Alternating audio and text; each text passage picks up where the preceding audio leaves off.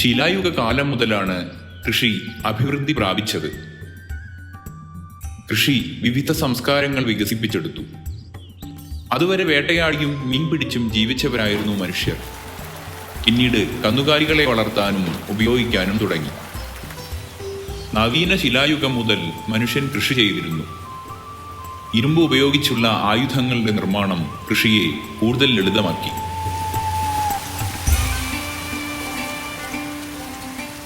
പരമ്പരാഗതമായി കേരളീയർ കൃഷിയെ ആശ്രയിച്ചാണ് കഴിഞ്ഞിരുന്നത്. അനുയോജ്യമായ കാലാവസ്ഥയും കൃഷി ചെയ്യാനുള്ള മനസ്സും കേരളത്തെ ഹരിതാഭമാക്കി തീർത്തു.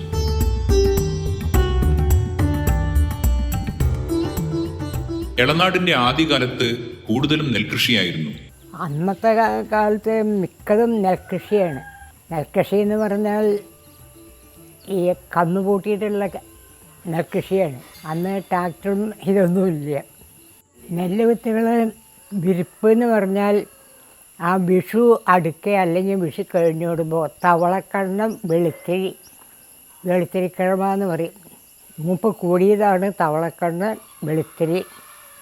രണ്ടാം പോലിന് ഈ പോറഞ്ചിത്തിരി എന്നും പറഞ്ഞിട്ട് മുണ്ടകമ്പാല എന്ന് പറഞ്ഞ് വെള്ളരി, വെള്ളക്കോലി ഇങ്ങനെയുള്ള വിത്തുകൾ. അരനൂറ്റാണ്ടിനു മുൻപ് വരെ തൊഴിലാളികളുടെ കൂലി നെല്ലായി കൊടുത്തിരുന്നു. ഒരു കാലത്ത് നാണയത്തിന്റെ അടിസ്ഥാനമായിരുന്നു നെല്ലിന്. കൂലി കുറവായിരുന്നു. പദത്തിനാണ് കൃഷി ചെയ്യുക. ആദ്യമൊക്കെ 7 പദം, പിന്നെ 6 അങ്ങനെ പദത്തിനാണ് കൃഷി ചെയ്യുക. അന്ന് 2 പോല് കൃഷി ചെയ്യും. ആദ്യത്തെ പോല് തവളക്കണ്ണൻ, ചെങ്കടമ എന്ന് പറഞ്ഞ വിത്തേനങ്ങളൊക്കെയാണ് കൃഷി ചെയ്യുക. രണ്ടാമത്തെ പോലെ പാറഞ്ചിറ്റിന് അങ്ങനെ മൂപ്പ് കുറഞ്ഞ വിത്തുകളെ കൃഷി ചെയ്യുക. അന്ന് ഒരു 10-12 മേനി വിളവൊക്കെ കിട്ടുള്ളൂ കൃഷി ചെയ്യുമ്പോൾ. നെല്ലിനെ മാത്രം ആശ്രയിച്ചുള്ള കൃഷിരീതികൾ പിന്നീട് മാറുകയും നെല്ലിനോടൊപ്പം കപ്പകൃഷിയിലേക്കും വാഴകൃഷിയിലേക്കും കാർഷിക മേഖല മാറിത്തുടങ്ങി. 1085-നും 1066-നും ഇടയിൽ നാടുവാണ വിശാഖം തിരുനാൾ മഹാരാജാവ് ബ്രസീലിൽ നിന്നും കൊണ്ടുവന്ന കിഴങ്ങുവിളയാണ് മരച്ചീനി. ഒരു കാലത്ത് ഇളനാടിന്റെ കാർഷിക മേഖലയിൽ നെല്ലിനോടൊപ്പമായിരുന്നു കപ്പയുടെയും സ്ഥാനം. ലാഭകരമല്ലാതെ വന്നപ്പോൾ അവർ നെൽകൃഷി ഉപേക്ഷിച്ച് അവർ എന്ത് വെച്ചിട്ടുണ്ടെങ്കിൽ കൃഷികളിലേക്ക് കയറി. അപ്പോൾ ഉദാഹരണം പറയുകയാണെങ്കിൽ ഞങ്ങൾ ആദ്യം ചെയ്തത് ഞങ്ങളുടെ ഇരുപ്പൂ നിലങ്ങളിൽ കപ്പ കൃഷിയാണ് ചെയ്തത്, കൊള്ളിയാണ് ചെയ്തിരുന്നത്. ആ കൊള്ളി ചെയ്ത് അത് ലാഭകരമല്ല എന്ന് കണ്ടപ്പോൾ വീണ്ടും വാഴക്കൃഷിയിലേക്ക് പോയി.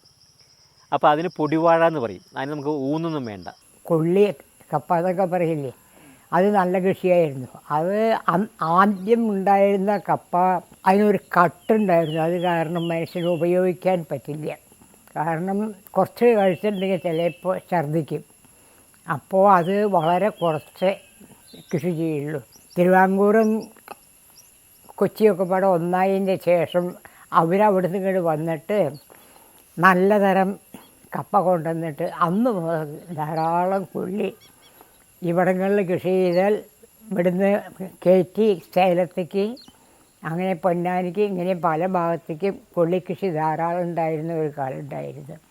ഇപ്പോഴും കൊള്ളി കൃഷിയില്ലായില്ല. പക്ഷേ ഇപ്പോൾ വന്യമൃഗങ്ങളുടെ ശല്യം കാരണം അത് ഉണ്ടാക്കാൻ പറ്റില്ല. കാർഷിക വിളകളിൽ കരകൃഷിയെ തളർത്തിയത് റബ്ബറിന്റെ വരവാണ്. അന്നത്തെ കാലത്ത് ഫസ്റ്റിൽ റബ്ബർ വെച്ച് എൻ്റെ അച്ഛൻ വെച്ചിട്ടുണ്ടായിരുന്നു. ആ റബ്ബർ ഇളാടെന്ന് എനിക്ക് അച്ഛനും വേറൊരു മറ്റൊരാൾക്ക് മാത്രമേ റബ്ബർ കൃഷി ഉണ്ടായിരുന്നുള്ളൂ. ഞാൻ അതിനൊക്കെ പഴയ കുരുവിട്ട തെയ്യാണ്, പാലൊന്നും ഉണ്ടായിരുന്നില്ല. അതിനൊക്കെ മുറിച്ച് കളഞ്ഞിട്ട് നല്ല 105 റബ്ബർ പാലായിൽ പോയിട്ട് തൈയോട് നട്ട് റബ്ബർ വെച്ചു. റബ്ബർ കർഷകന് പ്രിയ വിളയായി മാറിയെങ്കിലും കാലക്രമേണ റബ്ബറിൽ നിന്നും വേണ്ടത്ര ആദായം കിട്ടാതായതും റബ്ബർ തോട്ടത്തിൽ മറ്റു കൃഷികൾ സാധ്യമല്ല എന്നതും പല കർഷകരെയും ഇതിൽ നിന്ന് പിന്തിരിപ്പിച്ചു. തലപ്പള്ളി താലൂക്കിൻ്റെ നെല്ലറിയായിരുന്നു ഈ പഴനൂർ പഞ്ചായത്ത്, എളനാട്, ചേലക്കര പ്രദേശങ്ങളൊക്കെ. അങ്ങനെ ഒരു കാലത്ത് സമ്പൂർണ്ണമായി നെൽകൃഷിയിരുന്ന ആ ഭാഗങ്ങളൊക്കെ റബ്ബർ മേഖലകളായി പോയി. എനിക്കറിയാം, ഇപ്പം ഞാൻ നിൽക്കുന്ന എൻ്റെ ഈ കണ്ട ഒഴിച്ച് ബാക്കി 4 പുറം റബ്ബറാണ്. റബ്ബറിന്റെ വിലയിടിവും അസംസ്കൃത വസ്തുക്കളുടെ വില കൂടിയതുമെല്ലാം റബ്ബർ മേഖലയെ തളർത്തി. അതിൻ്റെ വില നിശ്ചയിക്കുന്നത് ഇവിടെ പ്രമുഖരായിട്ടുള്ള 5 ടയർ കമ്പനികളാണ്. അവർ നല്ലപോലെ കൊഴുക്കുന്നു. അവർ രാഷ്ട്രീയപരമായിട്ട് എല്ലാ രീതിയിലും അവർക്ക് മേൽക്കൈയുണ്ട്. അവർക്ക് വേണ്ട സഹായങ്ങളെല്ലാം സർക്കാർ ചെയ്തു കൊടുക്കുന്നു. കൃഷിക്കാരനൊന്നുമില്ല. അവൻ ഉണ്ടാക്കുന്ന സാധനം നിസ്സാര വിലയ്ക്ക് അവർക്ക് കൊടുക്കാൻ അവൻ ബാധ്യസ്ഥനായി തീരുന്നു. ഏകവിള എന്ന കൃഷി രീതിയിൽ നിന്നും സമ്മിശ്ര കൃഷി എന്ന രീതിയിലേക്ക് കർഷകർ മാറി. എല്ലാവിധ കൃഷികളും ഉണ്ടെങ്കിലേ പിടിച്ചു നിൽക്കാനാവൂ എന്ന തിരിച്ചറിവായിരുന്നു ഇതിനു കാരണം. ഞാൻ എല്ലാ കൃഷിയും ചെയ്യുന്നുണ്ട്. റബ്ബർ, തെങ്ങ്, കമുക്, കുറച്ച് നെൽകൃഷി. പറമ്പിൽ തെങ്ങിനിടെ കൂടെ കുരുമുളക് കൃഷിയുണ്ടായിരുന്നു. അങ്ങനെ എല്ലാ തരം കൃഷിയുണ്ട്. ഇപ്പോൾ കുരുമുളകുണ്ട്, റബ്ബറുണ്ട്, കിഴങ്ങുണ്ട്, തെങ്ങുണ്ട്, എല്ലാം ഉണ്ട്. ഇപ്പോൾ പച്ചക്കറി കൃഷിയിലേക്കുള്ള മാറ്റം എളനാടിന്റെ കാർഷിക മേഖലയിൽ വിപ്ലവകരമായ മാറ്റത്തിന് കാരണമായി. വെള്ളടി എന്ന് പറയുന്ന സ്ഥലത്ത് നിന്നിട്ടാണ് ആദ്യമായിട്ട് ഇരിപ്പൂ നിലത്ത് പച്ചക്കറി കൃഷി തുടങ്ങിയത്. ഏതാണ്ട് ഒരു 35 വർഷം മുമ്പുള്ളൊരു കാര്യം ഞാൻ പറയാൻ പോകുന്നത്. പട്ട കൊണ്ട് കെട്ടി കൊട്ടകളുണ്ടാക്കി ഇവിടുന്ന് പാവയ്ക്ക് ആ ബസ്സിൽ കയറി കൊണ്ടുപോകും. അപ്പോൾ ആ ബസ് വരുന്നത് കണ്ടത് എളനാടിൽ നിന്ന് വരുന്ന ബസ്സാണെന്ന് പറയും. അത്ര പോലും ഈ തൃശ്ശൂർ മാർക്കറ്റിലേക്ക് എത്തിച്ചിരുന്നത് പച്ചക്കറി ഞങ്ങളുടെ ഭാഗത്തു നിന്ന് അല്ലെങ്കിൽ ഞങ്ങളുടെ വില്ലേജിൽ നിന്നായിരുന്നുള്ളതാണ് അഭിമാനപൂർവ്വം പറയാം. കാർഷികോൽപാദനത്തിന് യന്ത്രവൽക്കരണവും രാസവളങ്ങളും കീടനാശിനികളുടെയും ഉപയോഗവും തുടങ്ങിയതോടെ കൃഷി കൂടുതൽ വളർച്ചയിലേക്ക് എത്തിപ്പെട്ടു. എന്നാൽ ഇവയുടെ അമിത ഉപയോഗം പല പാരിസ്ഥിതിക പ്രശ്നങ്ങളും സൃഷ്ടിച്ചതോടെ ഉയർന്നു വന്ന പ്രസ്ഥാനമാണ് ജൈവകൃഷി.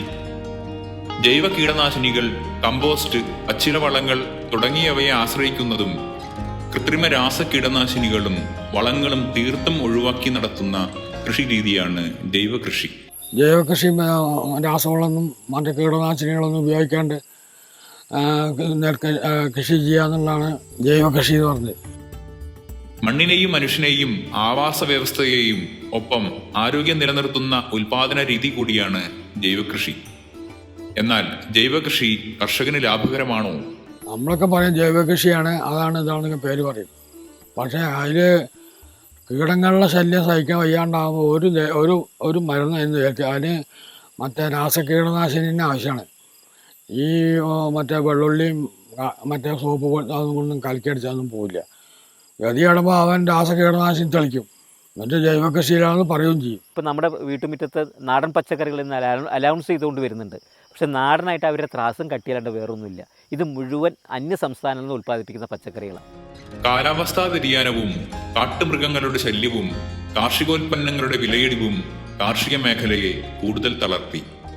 കാലാവസ്ഥാ വ്യതിയാനവും കൂലിയിലുള്ള വർധനവും കൃഷി ചെലവുകളെല്ലാം ഒരുപാട് കൂടി. അപ്പോൾ കൃഷിക്കാരനൊന്നും മിച്ചമില്ലാത്തൊരവസ്ഥയിലേക്കാണ് നീങ്ങിക്കൊണ്ടിരിക്കുന്നത്. കാലാവസ്ഥാ വ്യതിയാനം കൊണ്ട് ഇപ്പം നമുക്ക് ഒരുപാട് കൃഷിക്ക് മാറ്റങ്ങൾ വന്നു. വിളവെടുക്കേണ്ട സമയത്തായിരിക്കും കാലവർഷം മഴയുടെ അതുകൊണ്ട് ചിലപ്പോൾ കുറേ നശിച്ചു പോവാണ്. കൃഷി കൊണ്ട് മാത്രം ജീവിക്കാൻ ഭയങ്കര ബുദ്ധിമുട്ടുള്ള സമയമാണ് ഇപ്പോൾ. അങ്ങനെയൊക്കെ അഭിമാനത്തോടെ കൃഷി ചെയ്യുന്നതാണെങ്കിലും ഇന്ന് ഒരു നഗ്ന സത്യം ഞാൻ പറയുകയാണ്. ഞങ്ങളിപ്പോൾ നിലം തരിച്ചിട്ടിരിക്കുകയാണ്. പണിയാൻ പറ്റാത്തൊരവസ്ഥ. വേറൊന്നല്ല, നമുക്കറിയാം വന്യമൃഗങ്ങളുടെ ശല്യത്താൽ നമുക്കൊന്നും ചെയ്യാൻ പറ്റാത്തൊരവസ്ഥ. മയിൽ, മാൻ, പന്നി, ശല്യങ്ങൾ. വേറൊന്ന് കാലാവസ്ഥ. ഇപ്പോൾ ജൂൺ മാസത്തിൽ ഇപ്പോൾ ഞങ്ങളുടെ പന്തലൊക്കെ പടർന്ന് നല്ലപോലെ പറക്കേണ്ട ഒരു സമയമാണ്.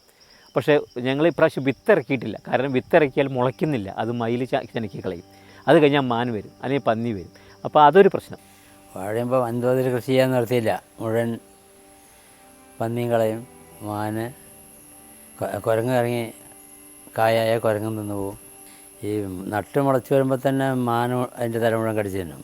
ഈ മൃഗങ്ങളിൽ നിന്ന് സംരക്ഷണം കിട്ടിയാൽ മാത്രമേ കൃഷി എന്തെങ്കിലും മുന്നോട്ട് ശരിയായിട്ട് ചെയ്തു പോകാൻ പറ്റുള്ളൂ.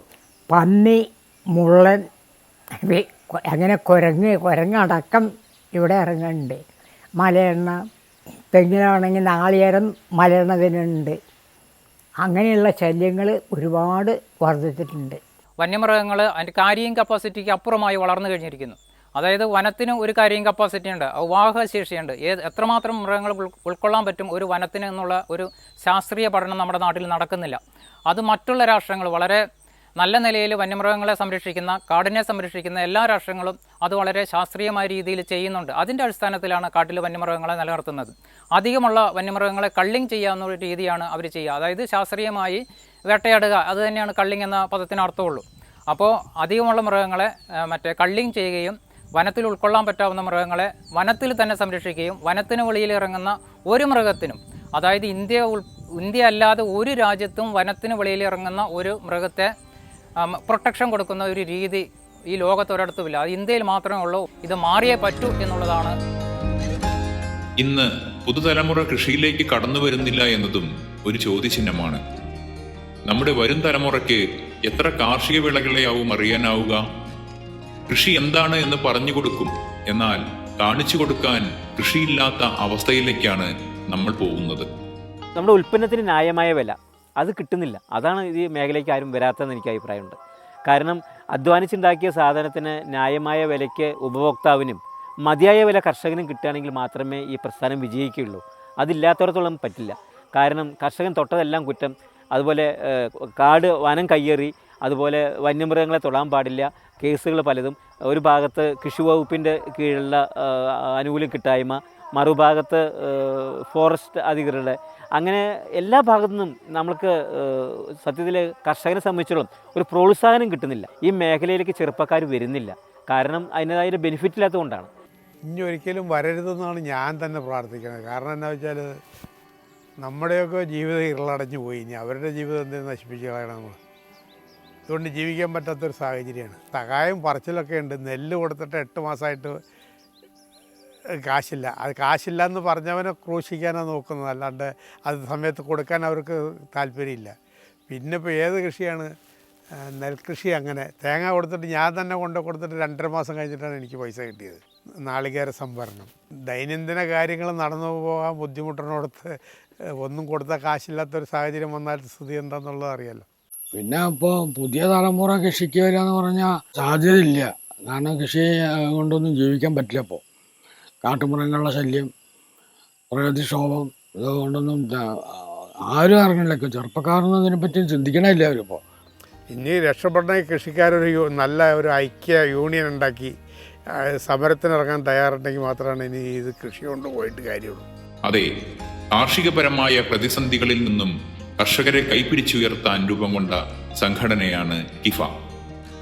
ഒരു രാഷ്ട്രീയ പാർട്ടിയുടെയും പിൻബലമില്ല എന്നതും കിഫയുടെ പ്രത്യേകതയാണ്.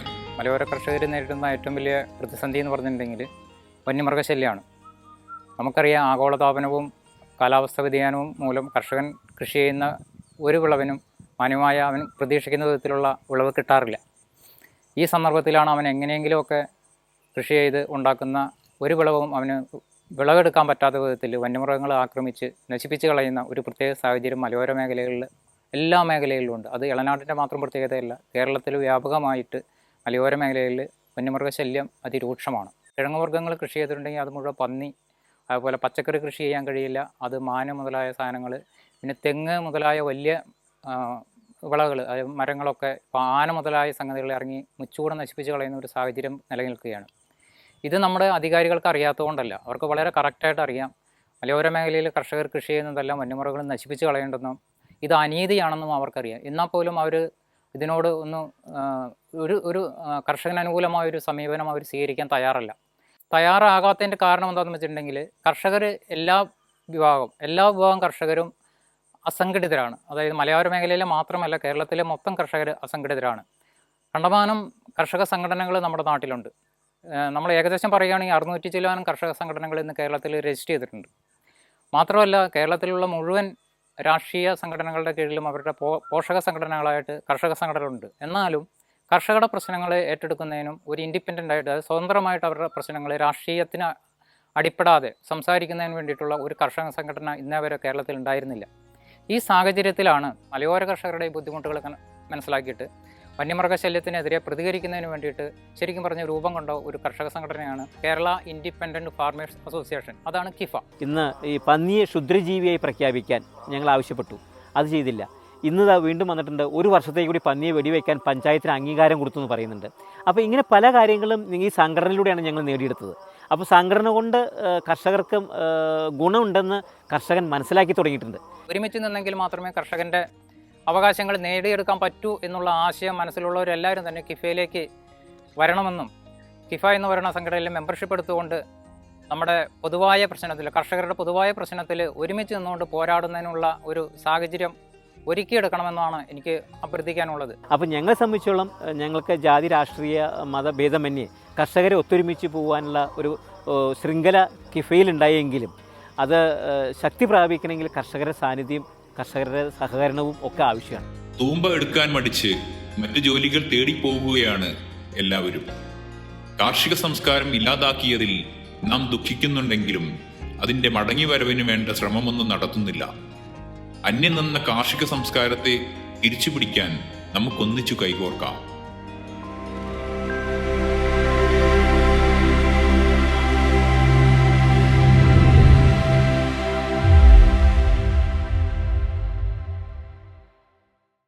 എൻ്റെ ഇളനാട് എന്ന ഈ പ്രോഗ്രാമിനെ കുറിച്ചുള്ള നിങ്ങളുടെ വിലയേറിയ അഭിപ്രായങ്ങളും നിർദ്ദേശങ്ങളും താഴെ കമൻറ്റ് ചെയ്യുമല്ലോ.